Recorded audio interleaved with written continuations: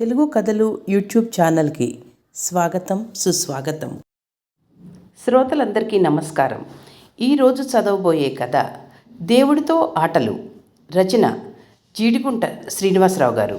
ఇది మన తెలుగు కథలు .comలో ప్రచురించబడింది. ఇక విందామా? ఏమిటి నాన్న, హైదరాబాద్లోనూ ఎక్కడ చూసినా డల్గానే ఉంటారు, ఇక్కడ ముంబై వచ్చినా డల్గానే ఉంటున్నారు. సర్వీస్లో ఉన్నప్పుడు ఎంత హుషారుగా ఉండేవాళ్ళు, మీకేమైంది అన్నాడు కార్తీక్ తండ్రితో. ఇప్పుడు బాగానే ఉన్నానురా, రిటైర్ అయ్యి 10 ఏళ్ళు అయింది, ఇంకా హుషారుగా ఎలా ఉంటానో, వయసు మీదకు వస్తోంది అన్నాడు మూర్తి. అలా అంటే ఎలా, మీకంటే పెద్దవాళ్ళు తెగ తిరుగుతున్నారు, పోనీ మీ మనవరాలు వెంట పెట్టుకుని అలా వాకింగ్కి వెళ్ళొచ్చుగా అంది మూర్తి భార్య సరళ. అమ్మో, తాత ఇంట్లో ఇలా ఉంటాడు కానీ బయట వాకింగ్ చేసేటప్పుడు పీటీ ఉషలో పరుగులేస్తాడు తెలుసా. తాతయ్య నీరసానికి కారణం ఎవరో తెలుసా? నేను చెప్తున్నా, మన వంట మనిషి చేసే వంటలు అనుకుంటా అంది మనవరాలు మీరా. నన్ను వదిలేయండి, నేను హ్యాపీగానే ఉన్నాను, లేనిపోని అనుమానాలు కలిగించకండి అన్నాడు మూర్తి. లేదు డాడీ, రేపు శనివారం బయలుదేరి షిరిడి వైద్యనాథ్ వెళ్ళొద్దాం, దారిలో మీకు ఇష్టమైన గుజరాతీ తాలి తిందురు కానీ, రెడీగా ఉండండి అన్నాడు కొడుకు కార్తీక్. చూద్దాంలే, శనివారం కదా అన్నాడు. నాన్న, నేను రాను, నాకు సోమవారం లెక్కల పరీక్ష అంది కార్తీక్ కూతురు మీరా. సరేలే, తాతయ్య బామ్మ వెళ్దాం, నువ్వు గుడి అనగానే ఏదో వంక వెతుకుతావు అన్నాడు కార్తీక్. మీ బట్టలు సర్దుకోండి, అలా సోఫాలో కాళ్ళు జాపుకుని పడుకుంటే ఎలా, మీ మందులు కూడా పెట్టుకోవాలి అని గొడవ మొదలెట్టింది సరళ. తనకి గుళ్ళన్నా దేవుళ్ళన్నా పిచ్చ ఇష్టం. భర్త రాకపోతే తన ప్రయాణం ఆగిపోతుందేమోనని భయంతో భర్తను ఎలాగైనా ప్రయాణానికి సిద్ధం చేస్తోంది. నా వస్తువులు నేను సర్దుకున్నాను, నాకు ఎందుకో ప్రయాణం అంటే కాళ్ళు ఆగేస్తున్నాయి అని భయం. వాడేమో నా వీక్నెస్ కనిపెట్టి గుజరాతీ ఫుడ్ తినిపిస్తాను అంటున్నాడు. అదేమిటో మొదట్లో గుజరాతీ వాళ్ళ కంపెనీలో పనిచేయడంతో వాళ్ళ ఫుడ్ అంటే ఇష్టం ఏర్పడింది అంటూ సోఫాలోంచి లేచి మందుల సంచి తెచ్చుకుంటూ అన్నాడు. శనివారం ఉదయమే కారులో బయలుదేరారు ముగ్గురు. అబ్బాయి, నేను వెనక సీట్లో పడుకుంటా అన్నాడు మూర్తి. వద్దు, ముందు సీట్లో కూర్చుని సీనరీస్ చూడండి, ఈ 3 రోజులు హుషారుగా ఉండాలి అన్నాడు కొడుకు. అక్కడ ఏదో హోటల్ ఉన్నట్టుంది, అక్కడ ఆపు అన్నాడు మూర్తి. బయలుదేరి 10 నిమిషాలు అయింది, అప్పుడే హోటల్ ఏమిటి నాన్న, 1 గంట తర్వాత సుఖనివాస్ అనే హోటల్ వస్తుంది, దానిలో వడా సాంబార్ చాలా బాగుంటుంది, అది వరకు మీరు ఆ హోటల్లో తిని బాగుందన్నారు, గుర్తుందా అన్నాడు కార్తీక్. హోటల్లో వేడివేడి వడా సాంబార్ తినగానే మూర్తికి టేస్ట్ బడ్స్ పనిచేయడంతో పూరి కూడా తెప్పించుకుని తిని కారు దగ్గరికి వేగంగా నడుచుకుంటూ వెళ్ళాడు. అమ్మా, నాన్నకు హుషారు వచ్చింది అన్నాడు నవ్వుతూ కార్తీక్. షిరిడీలో హారతికి భక్తులతో కిక్కిరిస్తుంది గుడి. అబ్బాయి, నేను హారతి అయ్యా అంతవరకు నుంచోలేను, ఈ లైన్లో కూర్చుని ఉంటా అంటూ లైన్లో కూర్చున్నాడు. ఇంతలో పోలీసు వచ్చి, ఇలా కూర్చునుంటే ఎలా, నుంచోలేరా, అయితే ఇటు రండి అని బాబాకి పక్కనున్న గదిలో కూర్చోబెట్టి, ఇక్కడి నుంచి హారతి చూడండి, తర్వాత నేను తీసుకుని వెళ్ళి దర్శనం చేయిస్తా అని వెళ్ళిపోయాడు. అదృష్టం బాగుంది, ప్రశాంతంగా హారతి కార్యక్రమం చూసి తర్వాత బాబా సమాధి దగ్గరికి వెళ్ళి దండం పెట్టుకుని బయటకు వచ్చి నిలబడ్డాడు. ఆ తర్వాత గంటకి భార్య కొడుకు బయటకు వచ్చారు. నడవగలరా హోటల్ దాకా, లేదంటే ఆటో ఎక్కుదామా అంది సరళ. కాస్త దూరంకి ఆటో ఎందుకు, నడుద్దాం అంటూ వేగంగా నడవడం మొదలెట్టాడు. 2వ రోజు బయలుదేరి 6 గంటల ప్రయాణం తర్వాత వైద్యనాథ్ చేరుకున్నారు. ఇసుక వేస్తే రాలినంత జనం. బాబోయ్, ఈ జనంలో ఎలా వెళ్తాం అనుకుంటూ ఉండగా ఒక అతను వచ్చి, సార్, మనిషికి 500 ఇస్తే 5 నిమిషాల్లో మీకు దర్శనం ఏర్పాటు చేస్తాను అన్నాడు. ఉన్న పరిస్థితిలో ఇతని ద్వారా వెళ్ళడం మంచిదనుకుని సరే అని కార్తీక్, రా వచ్చి తీసుకెళ్ళు అన్నాడు. రండి అంటూ ఒక పువ్వుల షాప్ దగ్గర చెప్పులు పెట్టుకోమని చెప్పి వీల్ చైర్ తీసుకుని వచ్చాడు.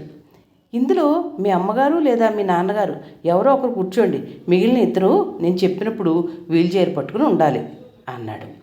మీరు కూర్చోండి, నేను నడుస్తాను అంది మూర్తి భార్య సరళ. సరే అని మూర్తి వీల్ చైర్లో కూర్చున్నాడు.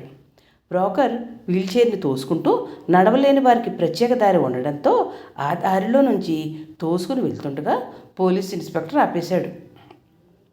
కుర్చీలో కూర్చున్న మూర్తిని చూసి, ఈయనకేమైంది, బాగానే ఉన్నాడుగా, ఈ దారిని వెళ్ళడానికి వీల్లేదు అన్నాడు. లేదు సార్, ఆయన నడవలేరు. లేచి నుంచోండి అన్న పోలీసు మాటలకి, చచ్చావురా నాయన, ఇప్పుడు నుంచుంటే అసలు విషయం బయటపడమే కాకుండా అవమానంగా కూడా ఉంటుంది అనుకున్నాడు. కార్తీక్కి ఏం చేయాలో తెలియడం లేదు. మూర్తి 2 చేతులు కొద్దిగా లేపి తనని కుర్చీలోంచి లేపమని అడిగాడు కార్తీక్ని.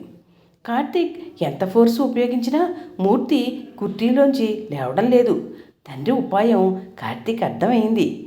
సార్, మా నాన్నగారు లేపడం ఒకరి వల్ల కాదు సార్, మీరు మీ కానిస్టేబుల్ కూడా సహాయం చేస్తే ఎలాగలాగా నుంచోబెట్టగలం అన్నాడు ఆ పోలీస్ ఆఫీసర్తో. బాగానే ఉంది వరస అంటూ ఒక చెయ్యి పట్టుకుని లేపడానికి ప్రయత్నం చేశాడు. అయితే మూర్తి తన 2 పాదాలతో వీల్చైర్ ఫుట్ రెస్ట్ని గట్టిగా పట్టుకుని కూర్చున్నాడు. ఇంట్లో ఈయన్ని ఎలా భరిస్తున్నారండి, తీసుకుని వెళ్ళి స్వామి దర్శనం చేయించండి అన్నాడు పోలీస్ ఆఫీసరు. అంతే, ఎక్కడా ఆగకుండా వీల్చైర్ తోసుకుంటూ గర్భగుడి దగ్గరకు వెళ్ళిపోయారు. అక్కడ కుర్చీలోంచి లేచి శివాలయం లోపలికి వెళ్ళి శివలింగంకి తల ఆనించి బయటకు వచ్చాడు. బ్రోకర్ వీల్చైర్ మడతపెట్టి, డబ్బులు ఇవ్వండి సార్, ఇంకో కేసు చూసుకోవాలి అన్నాడు. అదేమిటి, నన్ను ఎక్కడి నుంచి తీసుకుని వచ్చావో అక్కడ దాకా దింపు, లేదంటే దారిలో పోలీసు చూసి గుర్తుపట్టి ఇందాక నడవలేని వాడు ఇప్పుడు ఎలా నడుస్తున్నాడని అడుగుతాడు, తెలిసిందా అని మళ్ళీ వీల్చైర్లో కూర్చున్నాడు మూర్తి. అనుకున్నట్టే దారిలో పోలీస్ ఆఫీసర్ కనిపించి, దర్శనం అయిందా, ఇంకా వీల్చైర్ ఎందుకు అన్నట్టుగా చూశాడు.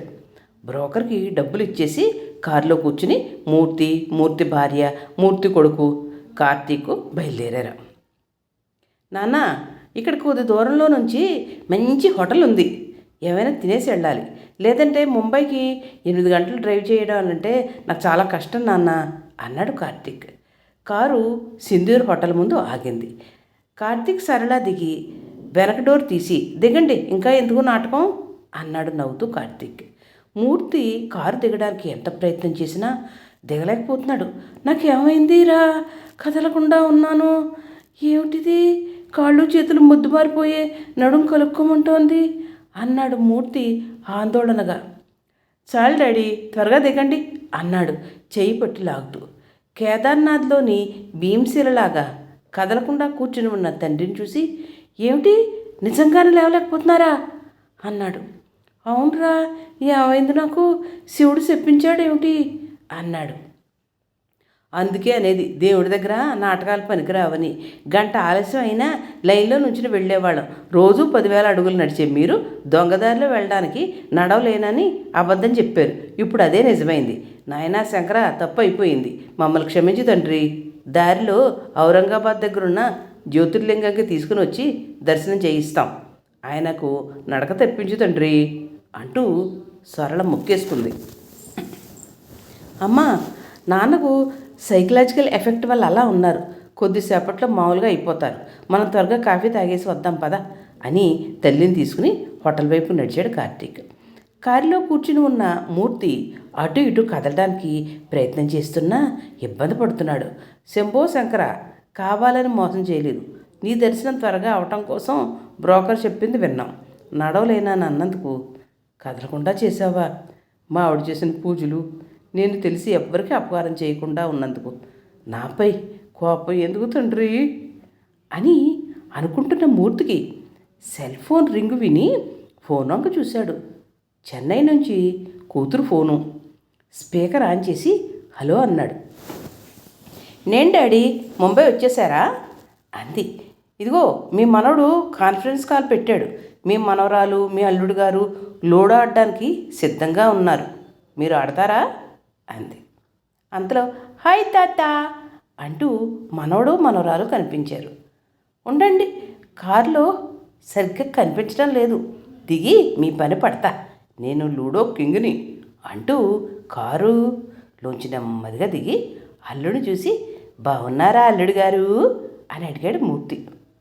దూరం నుంచి తండ్రి కారు దిగి నవ్వుతూ ఫోన్లో మాట్లాడడం చూసి, అమ్మా నాన్న చూడు, కారు దిగి ఎవరితోనో మాట్లాడుతున్నారు, ఉండు తీసుకుని వస్తాను అని తండ్రి దగ్గరికి వెళ్ళాడు. కారుకు ఆనుకుని సీరియస్గా లూడో ఆడుతూ పిల్లలతో అంటున్నాడు, చూసారా తాతయ్య టాలెంటు అని. ఎండలో ఎందుకు, హోటల్లో కూర్చుని ఆడుకోండి, ఏసీ ఉంది అని తండ్రిని పిలిచాడు. పద, ఈసారి వీళ్ళిద్దరినీ ఓడించాలి, బావగారు గెలిచినా ఓకే, ఈ తన్విగాడు గెలవకూడదు అంటూ చకచకా నడుచుకుంటూ హోటల్లోకి వచ్చాడు. సరళ, అరే ఇప్పుడు బాగానే ఉన్నారుగా అని అనబోతుండగా గ్రహించి దూరం నుంచి వద్దన్నట్టుగా చెయ్యి అడ్డం పెట్టాడు కార్తీక్. అనుకున్నట్టే మనవడి చేతిలో ఓడిపోయాడు. సర్లేరా, నీ టాలెంట్ చాలు కానీ ఇంకా చదువుకో అంటూ ఫోన్ పెట్టేశాడు మూర్తి. తనకి ఎదురుగా పెట్టిన పూరీ ముక్క నోట్లో పెట్టుకుంటూ మొత్తానికి మళ్ళీ ఓడించాడు అన్నాడు సరళతో.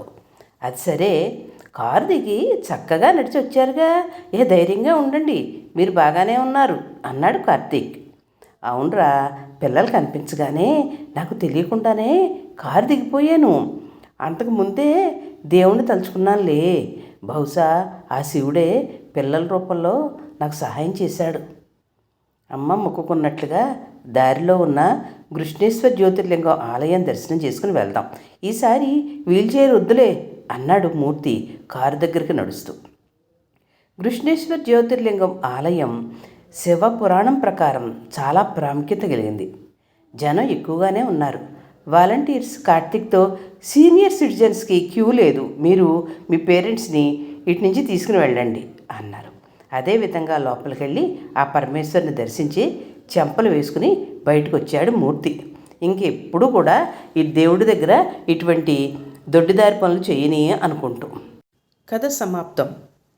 ఈ కథ మీకు నచ్చినట్లయితే మరిన్ని కథల కోసం మా తెలుగు కథలు యూట్యూబ్ ఛానల్ని లైక్ చేయండి, కామెంట్ చేయండి, షేర్ చేయండి, సబ్స్క్రైబ్ చేయండి. ఉంటానండి.